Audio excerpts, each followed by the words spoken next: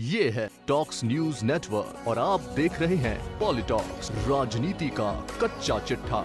क्या कांग्रेस चुनावी रणनीतिकार प्रशांत किशोर को अपने दल में शामिल करना चाहती है या खुद प्रशांत किशोर भारत की सबसे पुरानी पार्टी के साथ अपनी नई राजनीतिक पारी शुरू करने के मूड में हैं? पश्चिम बंगाल समेत कई राज्यों में सरकार बनवाने वाले प्रख्यात चुनावी रणनीतिकार प्रशांत किशोर के कांग्रेस में शामिल होने की संभावनाओं पर पिछले काफी दिनों से सियासी चर्चाएं तेज हैं। हाल ही में प्रशांत किशोर की कांग्रेस महासचिव प्रियंका गांधी और पूर्व पार्टी अध्यक्ष राहुल गांधी से मुलाकात के बाद इन अटकलों को काफी बल मिला है। हालांकि वह अपनी ओर से इन अटकलों पर विराम लगाते नजर आए हैं। अब कांग्रेस सूत्रों का दावा है कि प्रशांत किशोर कांग्रेस में शामिल हो सकते हैं। सूत्रों की माने तो इसको लेकर राहुल गांधी ने पार्टी के वरिष्ठ नेताओं से राय भी मांगी है। हालांकि कांग्रेस इस बारे में कुछ बोलने से अब तक बचती दिखाई दे रही है। हिंदुस्तान टाइम्स में छपी एक खबर के अनुसार अब पार्टी के अंदर इस बात को लेकर चर्चा तेज हो गई है। पार्टी में इस मामले से जुड़े 3 लोगों ने बताया है कि 22 जुलाई को राहुल गांधी की अध्यक्षता में हुई एक बैठक में इस मामले पर चर्चा की गई थी। बताया गया है कि इस बैठक में कांग्रेस के वरिष्ठ नेता शामिल थे। इनमें AK एंटनी, मल्लिकार्जुन खड़गे,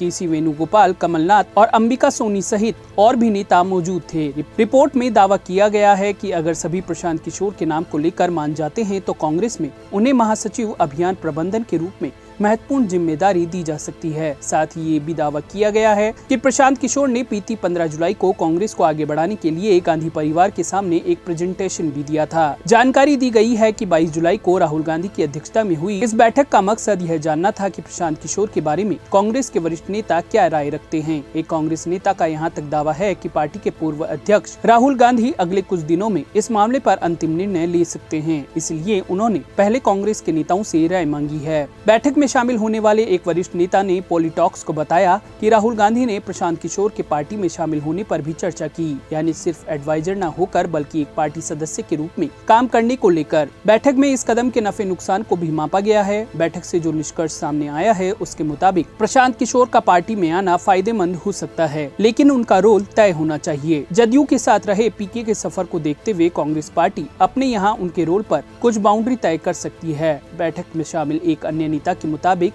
ये वो वक्त है जब नए आइडिया रणनीति को लाया जाना चाहिए। अगर प्रशांत किशोर को पार्टी में लाया जाता है तो कोई नुकसान नहीं होगा। वह कैसे आएंगे इस पर चर्चा की जा सकती है। कांग्रेस के पास काफी टैलेंट है, अगर बेहतरी के लिए कुछ बदलाव होता है तो हमें सीखना चाहिए। कांग्रेस नेता का यह भी कहना है कि हम इस बात को लेकर आशान्वित हैं क्योंकि प्रशांत किशोर यह कह चुके हैं कि बिना कांग्रेस के BJP को हराना संभव नहीं है। वहीं एक अन्य नेता ने बताया कि 22 जुलाई को बैठक में नेताओं से पूछा गया था कि प्रशांत किशोर के कांग्रेस में शामिल होने को लेकर वे क्या सोचते हैं। इस पर अधिकांश नेताओं का कहना था कि यह विचार बुरा नहीं है, यानी कि नेताओं की ओर से इस पर हामी भरी गई थी। प्रशांत किशोर ने कहा है कि उन्हें कांग्रेस की बैठक के बारे में कोई जानकारी नहीं है। बता दें कि 15 जुलाई को प्रियंका गांधी वाड्रा और राहुल गांधी के साथ किशोर की मुलाकात और राष्ट्रीय पार्टी को आकार देने में उनकी संभावित भूमिका की सूचना दी गई थी। प्रशांत किशोर द्वारा दिए गए प्रस्तावों में से एक यह है कि राहुल गांधी को नए कांग्रेस संसदीय बोर्ड का नेतृत्व करना चाहिए। बता दें कि G23 समूह ने भी इसी बोर्ड की मांग की थी, जो प्रमुख मुद्दों पर पार्टी के रुख पर विचार करेगा। माना जाता है कि पार्टी में बदलाव के सुझावों के अलावा प्रशांत किशोर की योजनाओं में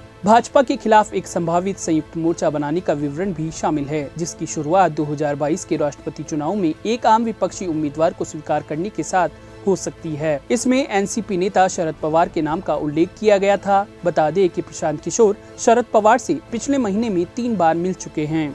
राजनीतिक जानकारों का कहना है कि प्रशांत किशोर के कांग्रेस में शामिल होने से पार्टी को एक महत्वपूर्ण रणनीतिक कार मिल जाएगा। बता दें कि किशोर इससे पहले जदयू में शामिल हुए थे और उनका सफर काफी मुश्किल भरा रहा था, मगर यहाँ महत्वपूर्ण बात यह है कि वह कांग्रेस को कैसे नया आकार दे सकते हैं और कांग्रेस के नेता और कार्यकर्ता उन्हें कैसे स्वीकार करेंगे, ये आने वाला समय ही बताएगा। आपको बता दें कि सितंबर 2018 में प्रशांत किशोर नीतीश कुमार की पार्टी जनता दल यूनाइटेड में शामिल हुए थे। हालांकि फरवरी 2020 में जदयू से नाता तोड़ने से पहले उन्होंने 2015 के बिहार चुनाव में पार्टी उपाध्यक्ष के रूप में काम किया था और जदयू के लिए चुनावी रणनीति भी बनाई थी। लेकिन इस पूरी कवायद के बीच ये भी देखना जरूरी है कि पार्टी के ओल्ड गार्ड प्रशांत किशोर के नए फॉर्मूलों को किस हद तक अपना पाते हैं, क्योंकि किसी भी परिस्थिति में प्रशांत किशोर की कांग्रेस में एंट्री होती है तो वो चुपचाप बैठकर काम करने वाले तो है नहीं।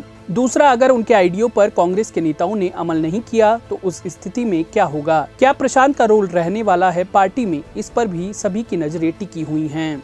पॉलिटॉक्स ब्यूरो, दिल्ली। ये है टॉक्स न्यूज नेटवर्क और आप देख रहे हैं पॉलिटॉक्स, राजनीति का कच्चा चिट्ठा।